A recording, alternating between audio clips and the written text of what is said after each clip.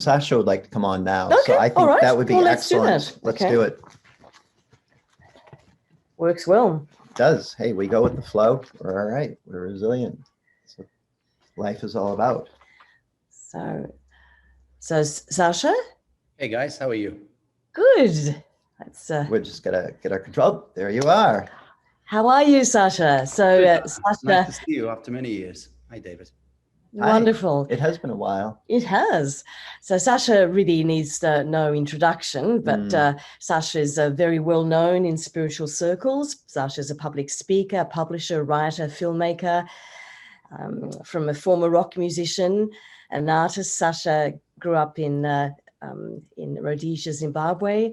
You established Humanitad in 1999, and 5-year diplomatic campaign. You engaged Humanitad upon both the NGO and IGO playing fields.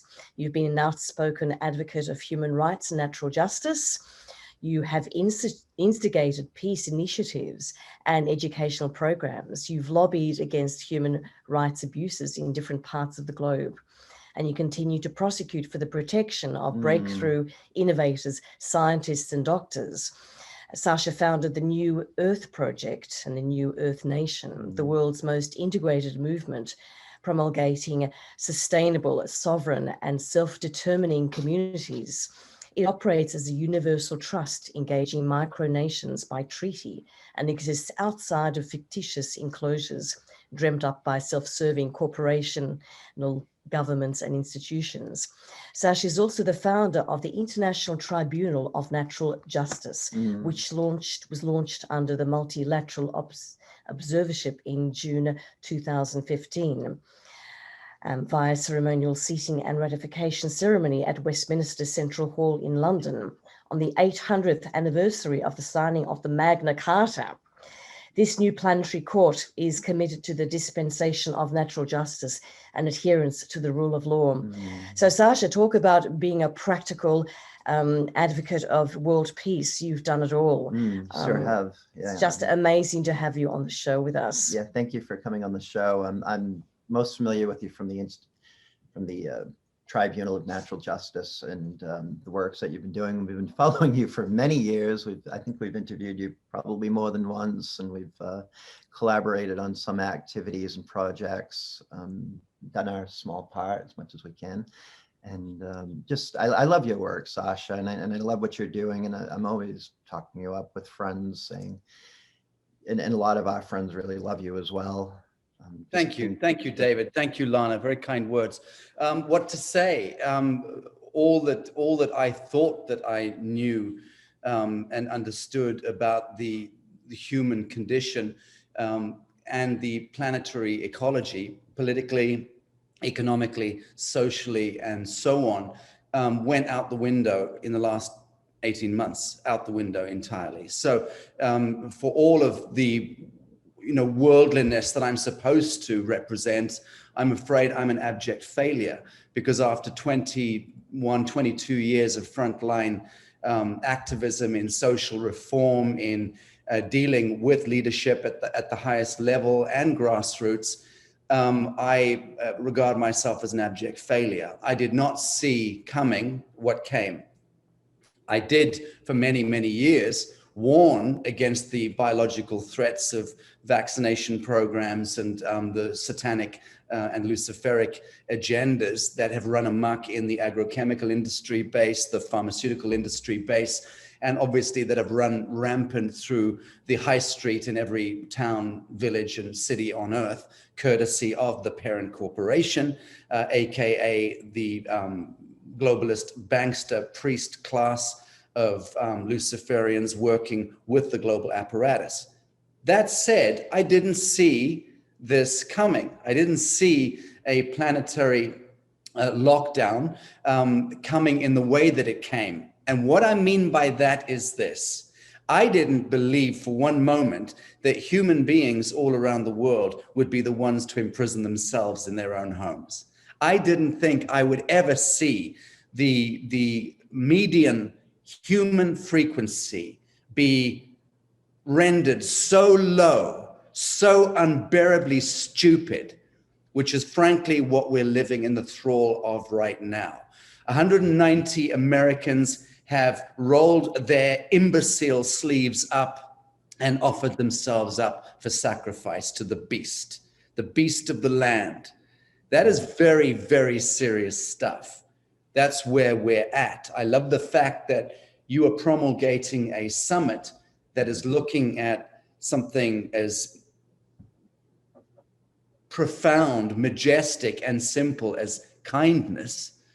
And I suspect you're right, that it's something like that aspect in the human gestalt that might just redeem us from this satanic nonsense, because we are in the thrall of a great evil, the greatest evil that's ever beset this. You know, Sacha, I do believe, though, that we can change our frequency in a beat of it in a second.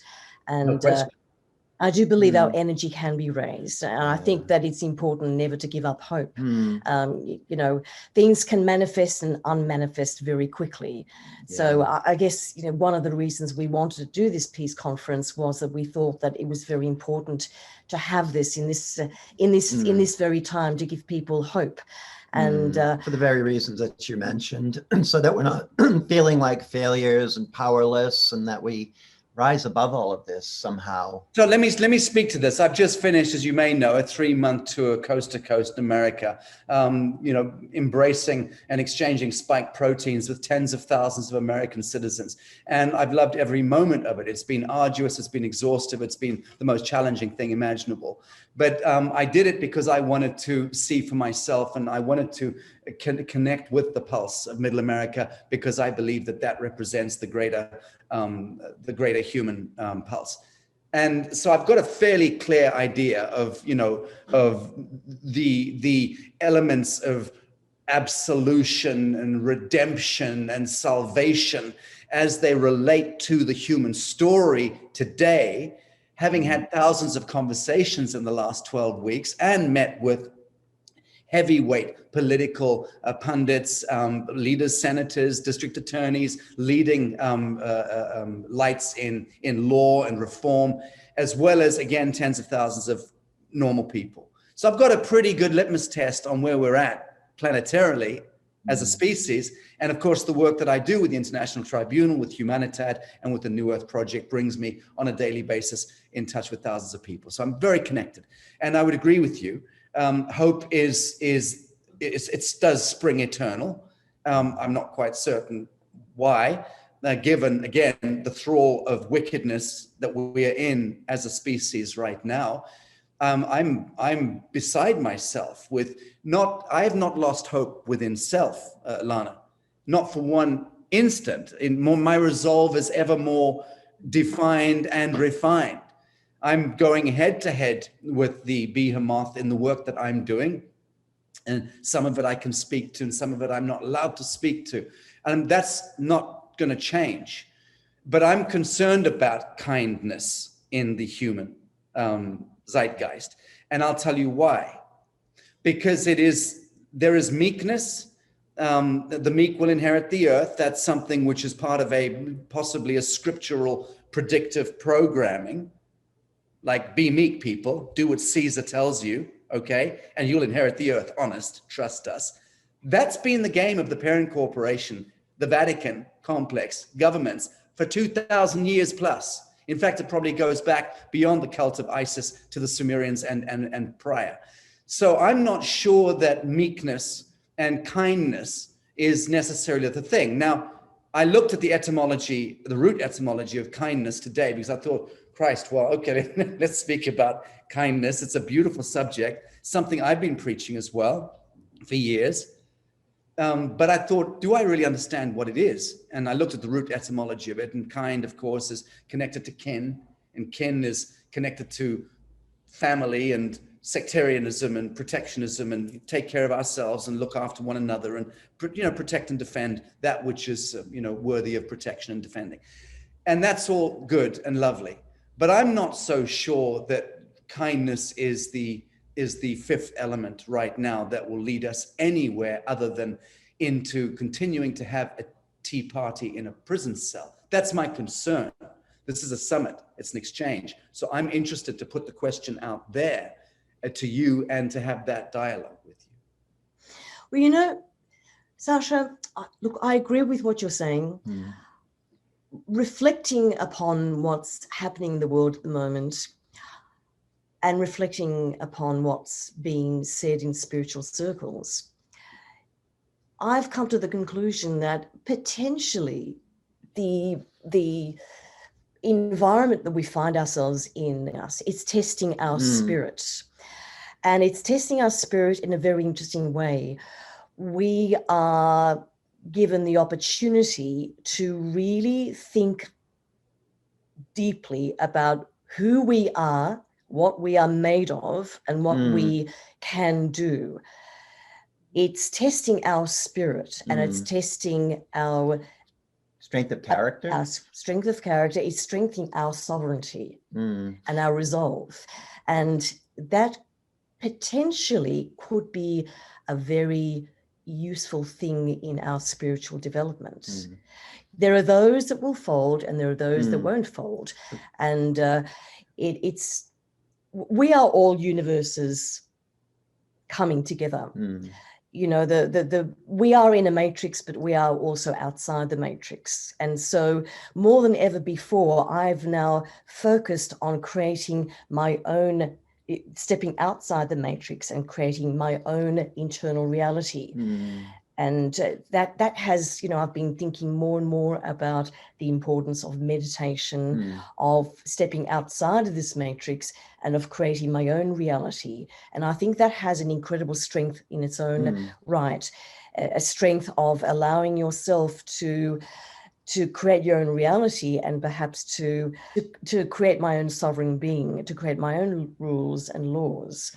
And that is something which is very real and very tangible. Agreed. How's that preventing the Gestapo kicking your front door in, taking your babies from you, which in various states in the United States, they're seriously putting forward in the assemblies to begin to take children away from parents who don't offer their children up for sacrifice and get them I think back. we're also seeing people questioning all of this. We're seeing people looking at the laws, looking at sovereign, looking at the laws of the nations, of the Constitution. Do you know why they're doing that, Lana? Do you know why those elements of society are looking at the laws? It's because of the raging against the machine of people on the front line who are actually going out and screaming blue murder and picking up pots and pans and pointy sticks and even guns where necessary. I mean, I've been with people brandishing their guns and saying the minute they step across the county lines, we will shoot them in the face, the feds, and they know it. And that's what is breaking the dreadlock and forgive me, the deadlock between the federal government and local government. For instance, I'm just saying that I don't believe it is the element of kindness and meekness and common decency that is prevailing in that fracas, that fight, that frontline fight. I know it's the people at the front line who are taking the body blows and who are standing there and saying, we're not allowing this infraction against civil liberties, against soul sovereignty, against the sacred groves of our children's bodies, and so on and so forth. So what is the dividing line between the kindness aspect, the moral decency and all of that, the meekness, and the rage that I personally represent more of in this world? It's a calculated rage, but it's a rage nonetheless. We wanted to bring it back to ourselves. I mean, we're very aware of what's going on, and we're interacting with people all the time on everything that you're talking about.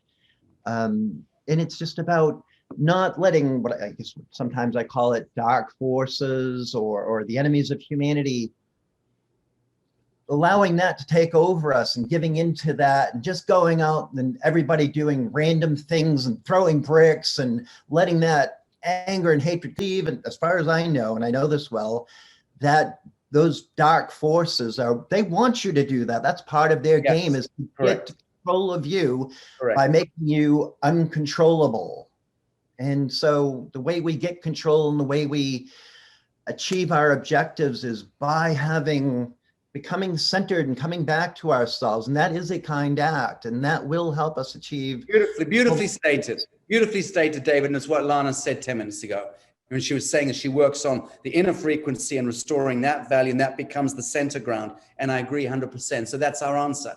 Our answer is, We have to balance that inner sanctum. We have to get that frequency right. And that's got to be situated in a place of, I think the wonderful lady who was speaking before me used the term grace. And I think that's entirely correct. Grace is the quanta that we need to hold within ourselves. That's the Christed aspect. But we must rage nonetheless and move into the temple and overthrow the tables of the moneylenders.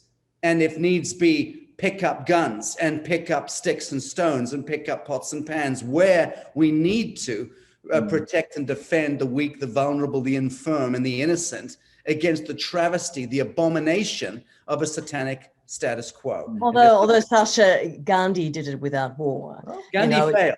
Gandhi failed. Well, Gandhi was I know enough about Gandhi. I know I represented, I went to the Satyagraha. I spent time with Sonia Gandhi there and the Prime Minister at the time, and Muhammad Yunus and others. I've spent 20 years traveling to India. I love the Gandhi myth, Lana, but I don't believe that Satyagraha and Ahimsa in and of itself worked. In fact, I know it didn't. You know why I know that? Because India today is the biggest whore of Babylon that's ever existed, and it's trading in trillions of dollars of war munitions, guns, tanks, bombs, things that go bang. The desecration against the fabric of the soul of India has been absolutely replete, despite the life and the work and the times of Mahatma Gandhi. So Mahatma Gandhi was much of a controlled narrative. This is also part of what was subsumed into a kind of CIA a program, cultural program. We need to be very mindful of that stuff now if we're going to break the spell of what's happening today.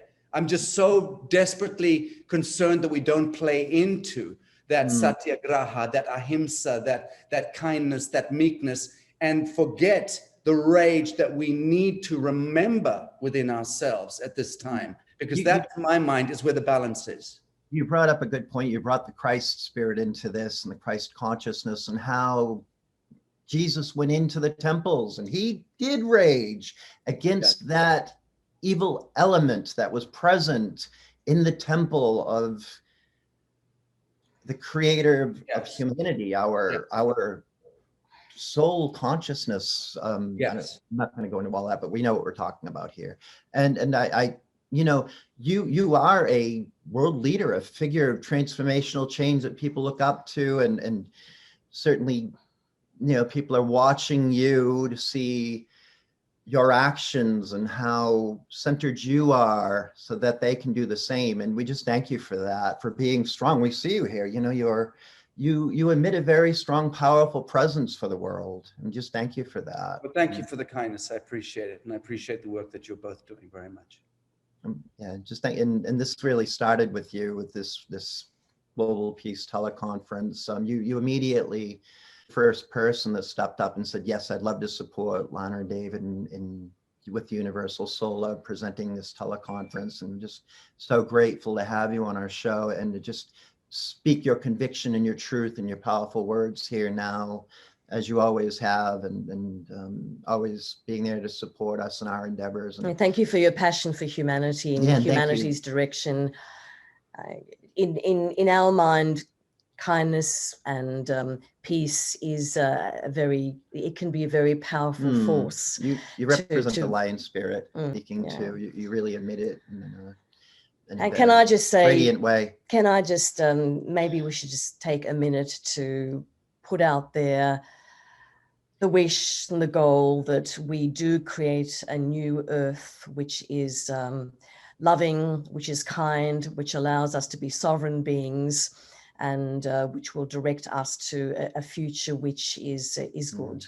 Beautifully stated. Let's do that indeed. And the way we will do that is by tearing down the rotten edifice of the Babylonian enterprise that has assailed us for the last few thousand years. We're on the brink of that tremendous awakening, but it will take the collective Christed aspect of the human family to lean those flames in together to become the roaring inferno that burns to a cinder all of those, that rotten edifice. So thank you for that. I couldn't agree more. Let's balance our grace and our fury. Let's balance those elements together. That's so well said. I just thank you so much for being on here, Sacha, and supporting us again. We are running a bit behind. We're supposed to have Ralph Ethersby next. Good to see you guys, and I'll jump back into the green room. Thank you. Thank you so Bye-bye, much. Sacha. We'll be following you. Your great works in the world.